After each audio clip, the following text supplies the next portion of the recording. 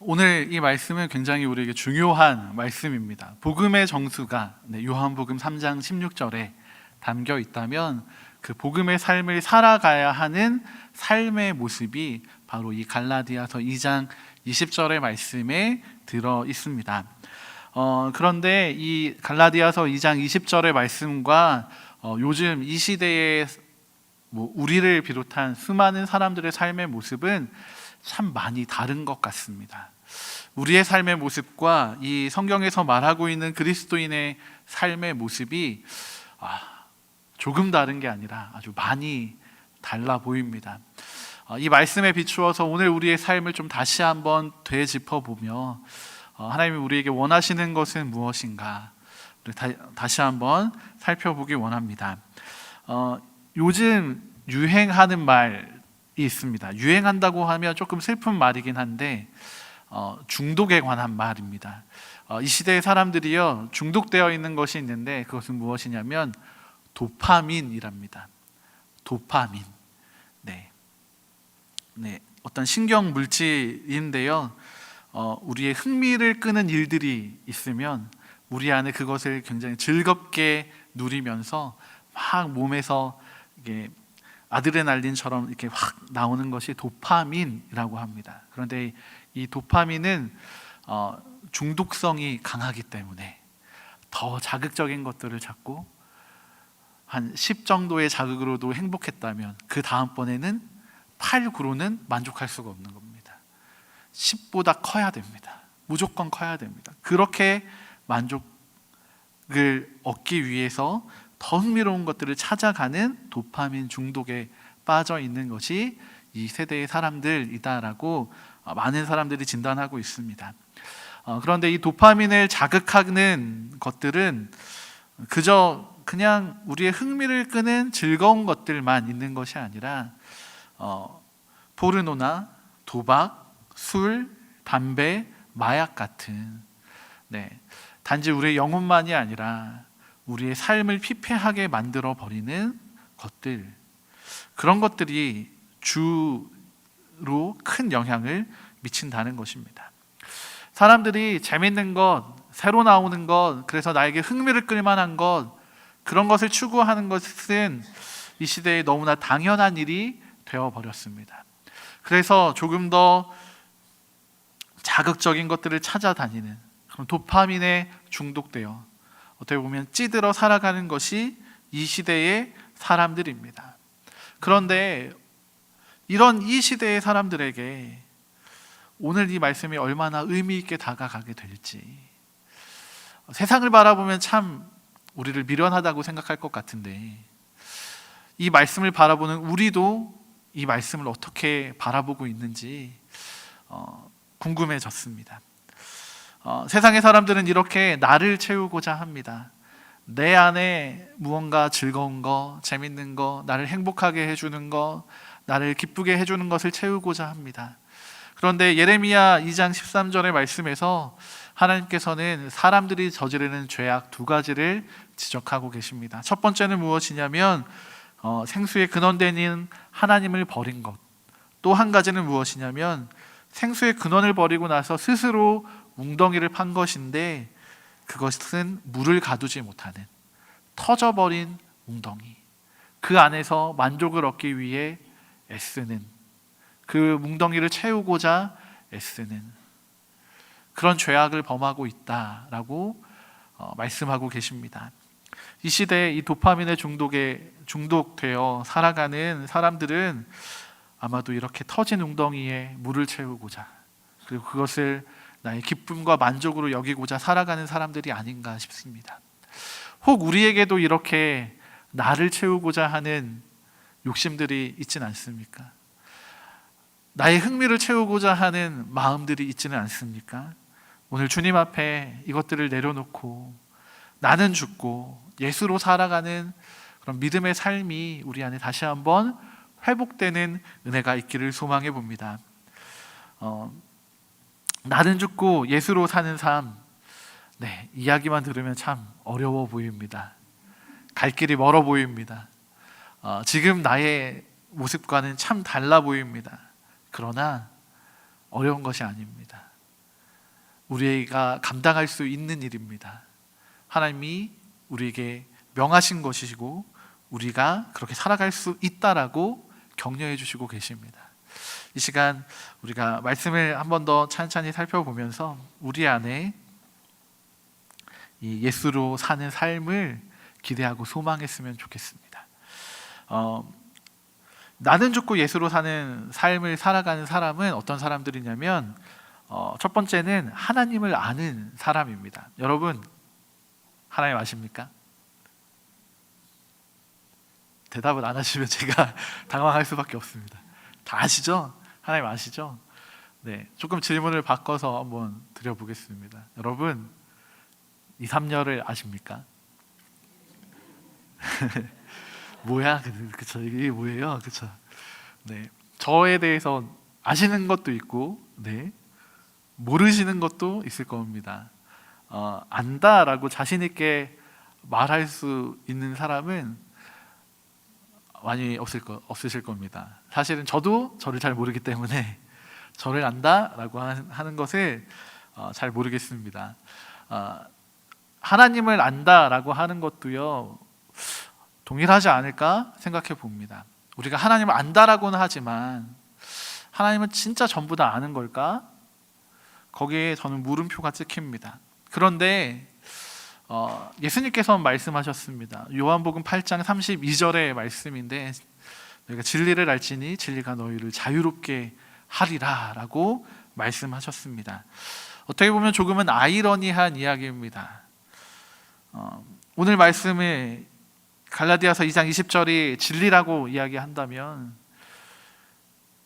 첫 시작부터 잘 모르겠습니다. 내가 그리스도와 함께 십자가에 못 박혔다라고 이야기합니다. 이게 진리랍니다. 그런데 진리를 알면 우리가 자유롭게 된답니다. 너무 떨어져 있는 말씀을 이렇게 억지로 갖다 붙이는 것 같긴 하지만 십자가에 못이 박히는 일이 자유롭게 되는 일이다라고 이야기하고 있는 것입니다. 그런데 우리는 십자가 생각하면 거추장스럽게 여겨집니다. 십자가 안에 담겨있는 하나님의 사랑, 그건 참 좋아요. 그렇죠? 하나님의 은혜 너무 감사하죠. 하나님의 구원 놓치고 싶지 않아 합니다. 그런데 그 십자가가 내가 져야 한다, 나의 십자가가 있다 라고 하는 말은 부담스럽습니다. 내가 십자가에 못 박혀야 한다, 주님이 박히셨는데 나까지 라는 생각을 들게 만듭니다. 십자가를 생각하면 십자가는 우리를 자유롭게도 하지만 또 한편으론 우리를 얽매는 것이다 라고 생각합니다. 우리뿐만이 아닙니다. 이 시대의 많은 사람들은 그렇게 하나님에 대해 잘못 알고 있기 때문에, 오해하고 있기 때문에 하나님을 사랑하기보다, 하나님을 알려고 하기보다, 이 십자가에 함께 못 박히려고 하기보다 나를 행복하게 해주는 것을 찾아 다니는 것입니다. 진리는 정말 우리를 자유롭게 하는 것입니다. 그런데 이 진리가 우리를 부담스럽게도 합니다. 구약의 율법을 보면 참 많은 것들을 하지 말라고 합니다. 그리고 또 많은 것들을 하라고 합니다. 네, 제가 전부 다 세보진 않아서 잘 모르겠지만 감사하게도 이것들을 세워주신 학자분들이 계시더라고요. 네, 613가지 정도 된다고 합니다. 해야 할 것과 하지 말아야 할 것, 그것들 하나하나 체크하면서 살아간다는 건 너무나도 힘든 일일 겁니다. 그런데 신약 성경에서 예수님이 스스로 말씀하시기를, 예수님께서는 이 땅에 오셔서 율법을 폐하신 것이 아니라 완성하셨다라고 하셨습니다. 이 말씀을 생각해 보면 정말 진리가 우리를 자유롭게 해주는 걸까? 십자가가 정말 우리를 자유롭게 해주시는 것일까 생각해 보게 됩니다. 어떻게 지키면서 살아야 하죠? 네, 엊그제 저희 부모님 이렇게 전화가 왔습니다. 깜짝 놀랐습니다. 저희 아버지한테 전화가 왔기 때문입니다. 지난번 설교 때도 제가 잠깐 말씀드렸던 것 같은데 핸드폰 잃어버리셔서 찾아 놓아라 전화하신 분이 저희 아버지십니다. 네.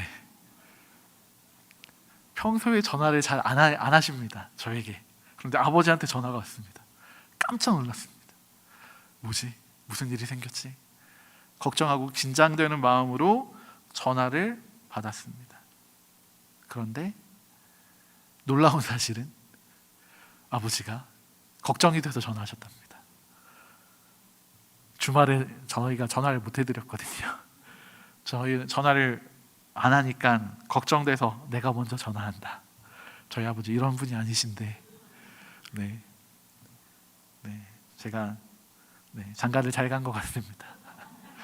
네, 저에 대해 궁금하지 않으십니다. 참 그런 것들이 아버지의 사랑이 아닌가 생각이 듭니다. 그런데 오늘 말씀에서 우리가 이 진리에 반응하며 살아가야 하는데, 내가 그리스도와 함께 십자가에 못 박히는 것이 하나님을 아는 것이다라고 이야기해 주고 있습니다. 내가 그리스도와 함께 십자가에 못 박힘으로 하나님의 사랑을 알고 그 사랑에 반응했고 그 사랑을 따라 살아가는 것이다 라고 오늘 사도 바울은 알려주고 있는 것입니다. 이것이 그리스도인의 살아가야 할 삶이라는 것입니다. 저희 아버지가, 그렇게 전화 안 하시는 아버지가, 물론 저를 향한 사랑도 있겠지만 며느리를 향한 사랑에 반응하셔서 전화기 수화기를 드시고 버튼을 눌러서 통화음을 기다리시며 목소리를 듣기를 간절히 바라셨지만 저랑만 통화하셨거든요. 조금 반쪽짜리 통화긴 했지만 그렇게 그 사랑 때문에 움직여가는 것이 사랑의 삶을 살아가는 것이다 라고 저는 좀 생각을 해보게 되었습니다. 하나님을 알게 된 이는요, 변하게 되는 것 같습니다. 사랑하는 사람이 생기면 그 사람에 대해서 알고 싶고 궁금하고 걱정되는 겁니다. 그리고 그래서 그를 향해서 나아가고 전화하고 바라보고 목소리를 듣고자 하는 것입니다. 물론 이것을 위해서는 너무 예를 쉽게 전화라는 예로 들긴 했지만 때로는 우리가 십자가에 못이 박혀야 하는 우리의 희생도 감수되어야 하는 부분이 있습니다. 성경 말씀 가운데에도 이렇게 자기의 희생을 감수하며 하나님 알기를 사모하여서 주님께로 나아간, 이 사랑의 삶으로 나아간 사람들이 있습니다. 그 중에 한 사람이 바로 삭개오입니다. 다 잘 아시죠? 너무나 잘 알고 계시죠? 키가 작은 삭개오였습니다. 많은 사람들이 예수님을 보기 위해 모였습니다. 소문이 났거든요. 예수님의 능력, 예수님의 권능, 예수님의 그 깊이 있는 말씀, 예수님의 영향력이 소문이 났습니다. 그래서 많은 이들이 예수님을 보고자 찾아왔고 몰려들었습니다. 키가 작은 삭개오는 그 사람들처럼 예수님에 대한 관심이 있었습니다. 보고 싶었습니다. 어떤 사람인가 알고 싶었습니다. 그래서 자신의 작은 키를 보완하기 위해서 나무 위로 올라갑니다. 나무 위에 올라가니까 예수님의 모든 동선이 보이기 시작합니다. 그는 나무 위에 정말 잘 올라왔다라고 생각했을 겁니다. 그런데 그런 그를 향해서 예수님이 다가오셨습니다. 찾아오셨습니다. 그리고 그 나무 아래에서 삭개오를 바라보시며 그의 이름을 불러주셨습니다. 그리고 그날 그 밤에 내가 너의 집에 유하여야겠다 말씀하시며 삭개오와 함께 그의 집에서 교제하셨습니다. 그날 그 밤에 일어난 그 예수님과의 만남이 이 삭개오의 삶을 완전히 바꾸어 놓았습니다. 하나님을 알게 되니까, 살아계신 예수님을 알게 되니까 자기의 죄인됨을 깨닫게 된 겁니다. 삭개오는 이전에 어떤 사람이었습니까? 세리로 사람들의 세금을 걷는데 속여서 더 많이 세금을 걷기도 하고 뺏어오기도 하고, 삭개오의 고백이 그렇지 않습니까? 그런데 예수님을 만나고 자신의 죄인됨을 깨닫게 된 후에 자신의 삶에 대한 책임을 지고자 했습니다. 그런데 이것이 그를 자유롭게 하는 일이 되었습니다. 자기를 십자가에 못 박는다는 것은 이렇게 하나님을 알고 하나님의 뜻에 따라 나의 삶에 책임을 지며 나의 삶의 죄인됨을, 내가 죄인됨을 깨달아 그 삶을 그치고 변화된 삶으로 나아가는 것입니다. 하나님을 알게 된 이들은 이렇게 자신의 삶을 주님 앞에 내어놓고 살아가게 됩니다. 성경은 수많은 사람들을 증언해주고 있습니다. 하나님을 만나서, 예수님을 만나서 변화된 사람들은 자신을 십자가에 못 박은 사람들이었습니다. 자신을 십자가에 못 박는다라는 것은 하나님을 알고자 함, 하나님의 그 사랑과 은혜에 반응하여 나아가는 것이었습니다. 여러분, 우리는 분명 예수님이 나를 위해 십자가에 박히시고 나를 위해 돌아가시고 나를 위해 살아나셔서 우리를 구원하셨다라는 그 구원의 은혜를 알고 있습니다. 그리고 그것에 정말 감격하고 감동하여 정말 감격스러운 시간을 보냈던 시간들도 있습니다.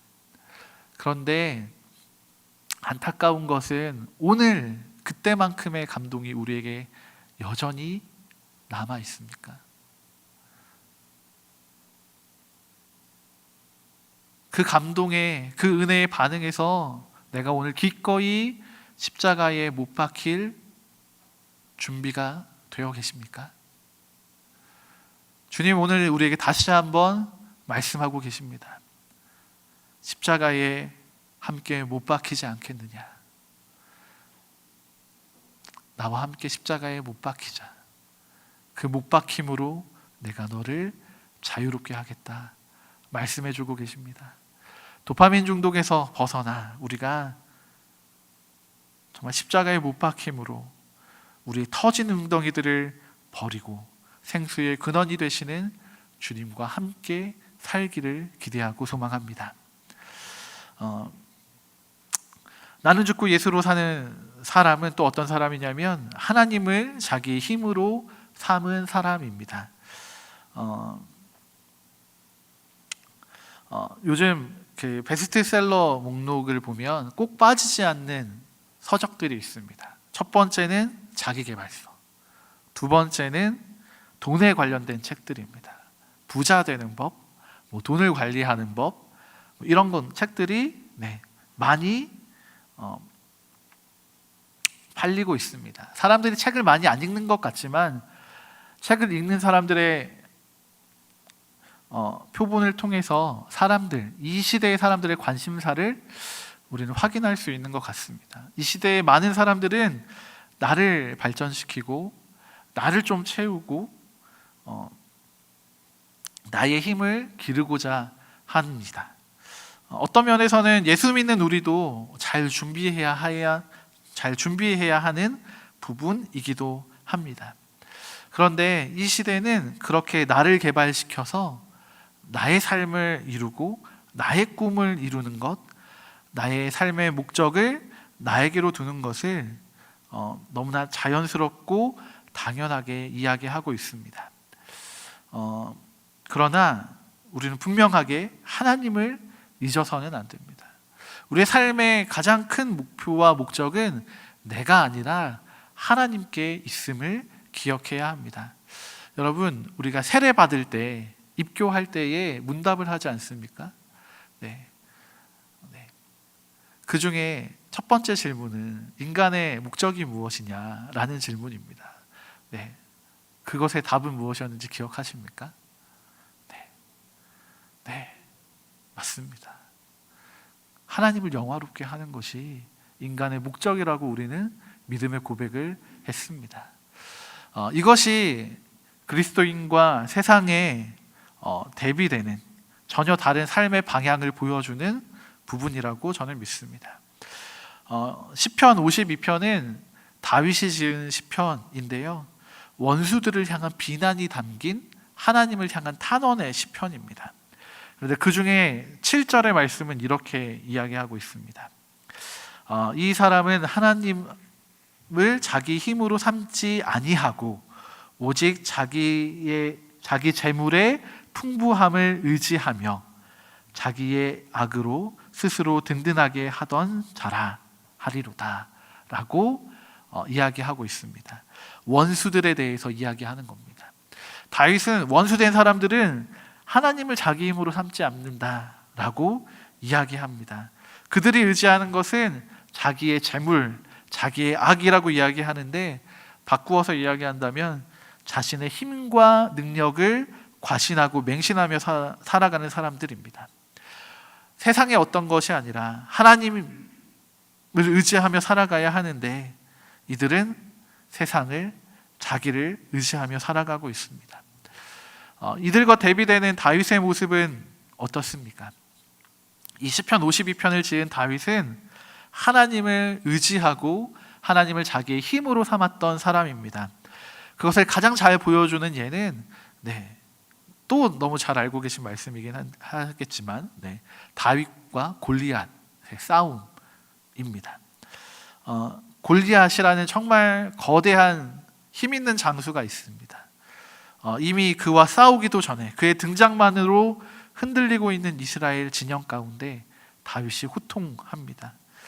이스라엘을 치욕스럽게 하는 저를 제거할 자가 누구입니까?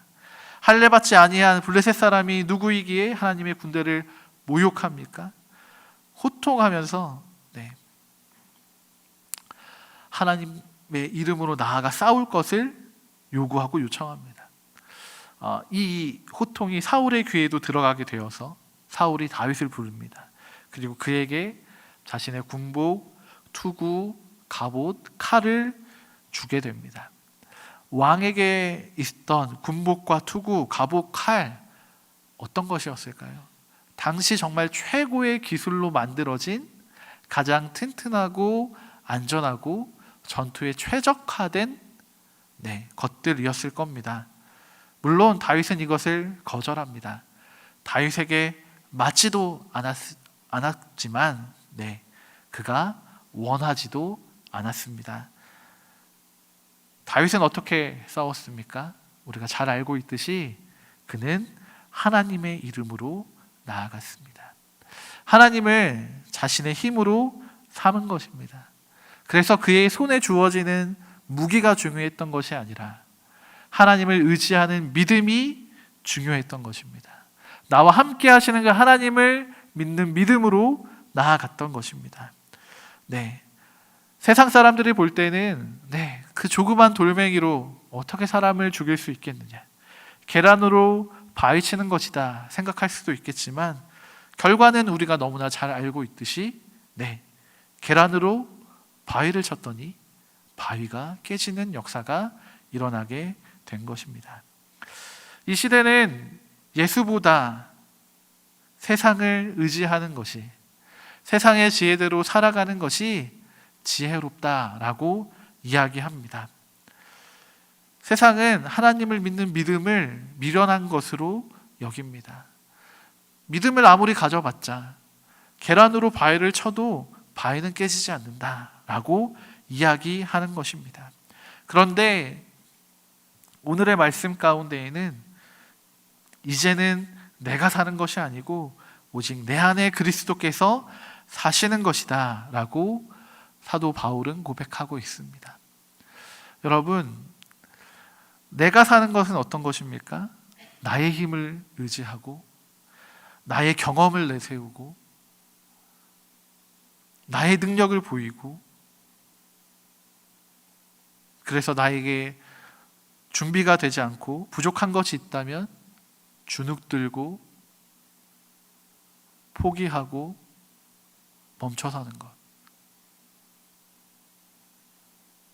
무언가 잘 준비되고 많은 것들이 갖춰져 있으면 나도 모르게 목이, 어깨가 펴지는, 주머니에 돈이 풍부하면, 나의 재물이 풍성하면 나의 배짱도 두둑해지는, 세상에 거칠 것이 없는 그런 시대 아닙니까? 그런데 사도 바울은 이렇게 고백합니다. 이제는 내가 사는 것이 아닙니다. 오직 내 안에 그리스도께서 사시는 것입니다. 내 안에 그리스도께서 사시는데 다른 무엇이 더 필요하겠습니까? 내가 믿는 하나님이 나와 함께 하시는데 그 어떤 것이 나에게 필요하겠습니까? 그 어떤 것이 나의 능력이 될 수 있고 나의 힘이 될 수 있겠습니까? 라는 고백인 것입니다. 오직 주님만이 나의 지혜가 되시고 나의 능력이 되신다라는 믿음의 고백인 것입니다. 나와 함께 하시는 하나님이 어떤 분이신지 안다면, 그리고 그분을 믿음으로 나아갈 때 우리에게 주어지는 지혜와 능력이 무엇인지를 안다면,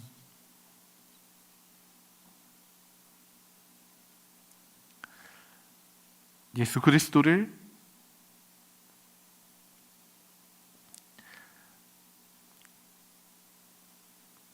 예수님이 내 안에 사시도록 하시는 그런 삶이 우리의 삶이 되지 않겠습니까? 하나님을 나의 힘으로 삼는 사람이 지혜로운 사람입니다. 하나님의 능력을 나의 능력으로 삼는 사람이 정말 능력 있는 사람인 것입니다. 나는 죽고 예수로 사는 삶은 내가 죽는 것에 포커스가 있는 것이 아닙니다. 나는 죽고 내 안에 예수가 사는 삶이 중요한 것입니다. 그런데 우리는 내가 죽는 것에 너무 슬퍼하고 있지는 않습니까? 내가 다 사라져 버릴 것 같은 생각이 들고 있지는 않습니까? 나는 죽고 예수로 사는 삶은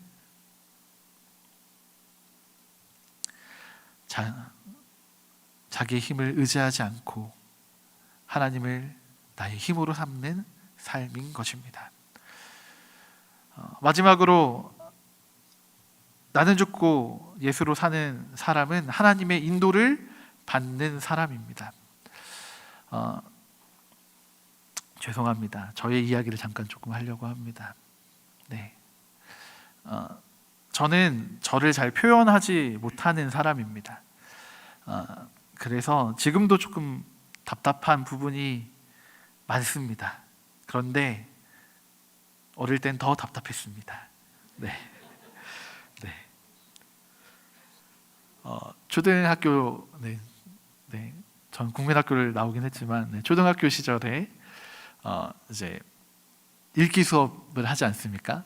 네, 그러면 이제 막 이렇게 오늘이 22일이면 22번 일어나.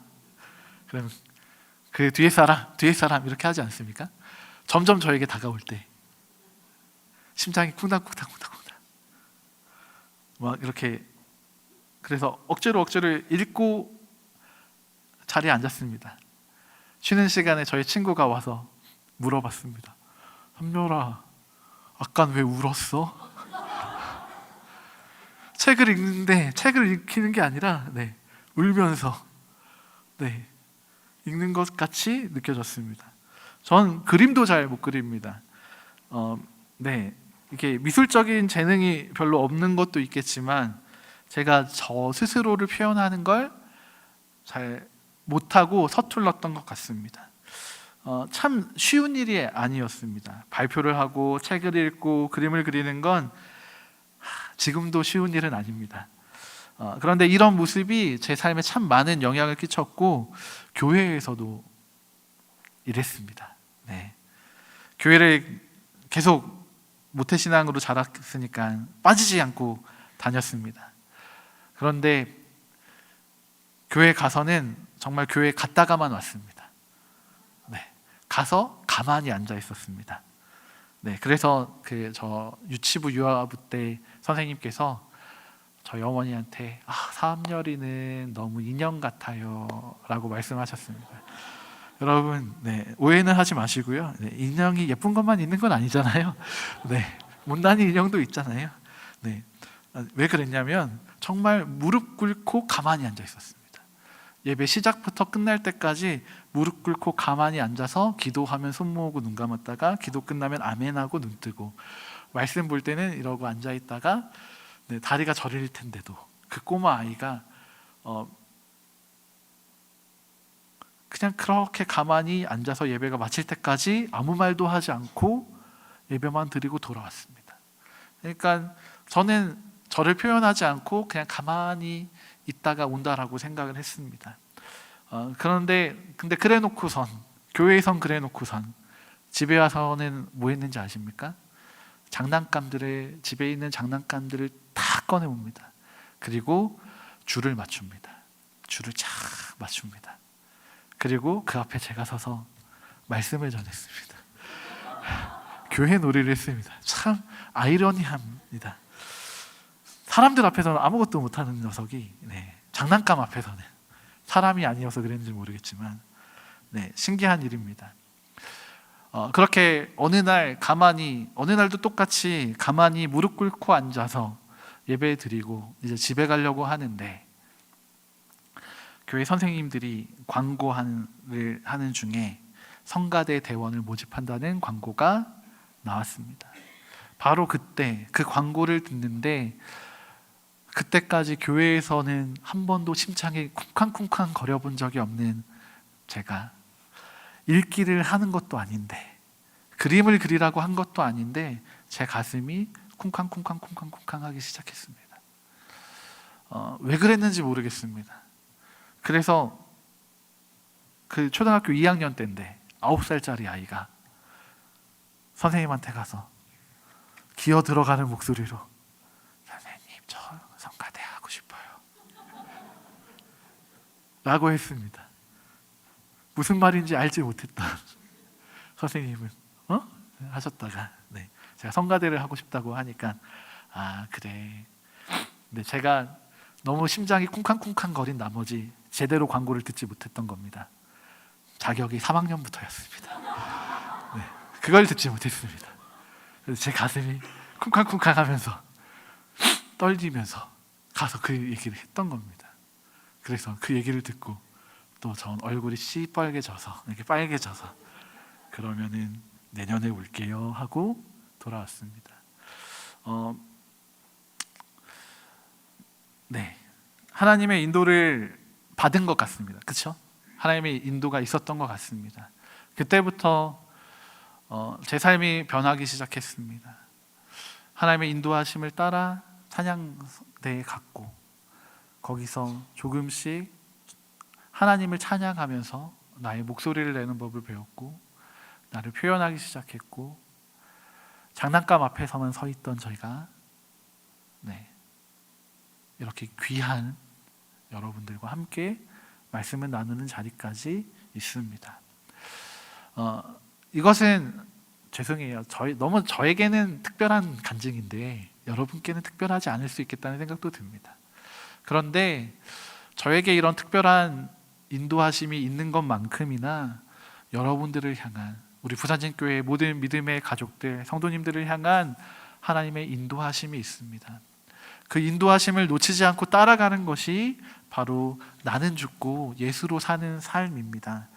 하나님께서는 우리를 너무나 사랑하셨습니다. 우리를 사랑하셔서 나를 위하여 자기 자신을 버리시고 모든 것을 내어주신 분이 바로 우리의 하나님이십니다. 나를 위하여 역사하신 분이 바로 하나님이십니다. 그 하나님이 오늘도 우리를 인도하고 계시고, 또 우리가 있어야 할 그 사명의 자리로, 그 순종의 자리로, 그 놀라운 하나님의 역사하심이 있는 그 자리로, 하나님이 꿈이 있는 그 자리로 우리를 인도하시고자 하십니다. 여러분, 나는 죽고 예수로 사는 삶에서 내가 죽는 건 출발점일 뿐입니다. 내가 죽는 것이 목적이 되어서는 안 됩니다. 예수로 사는 삶이 목적이 되어야 하는 것입니다.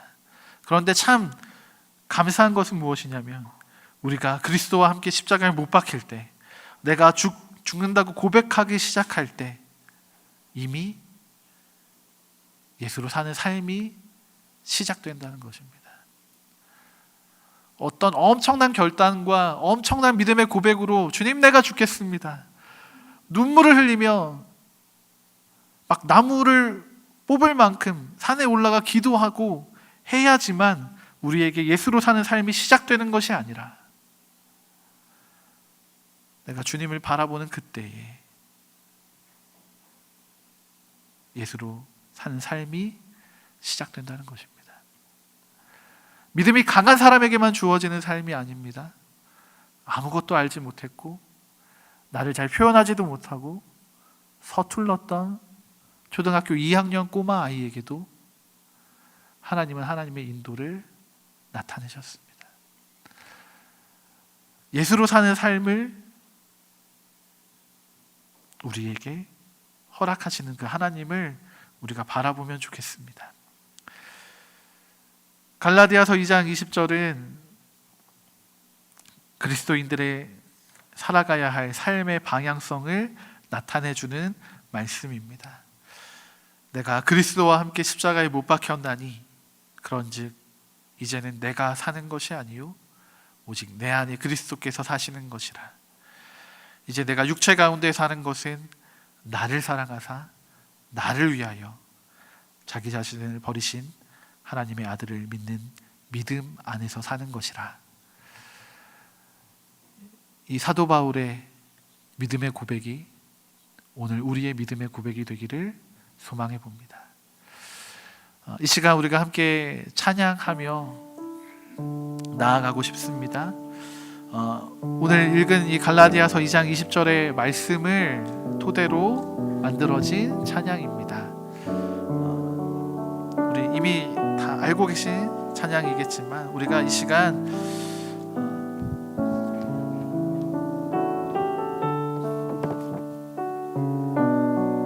이 찬양의 고백을 주님 앞에 다시 한번 올려드리면서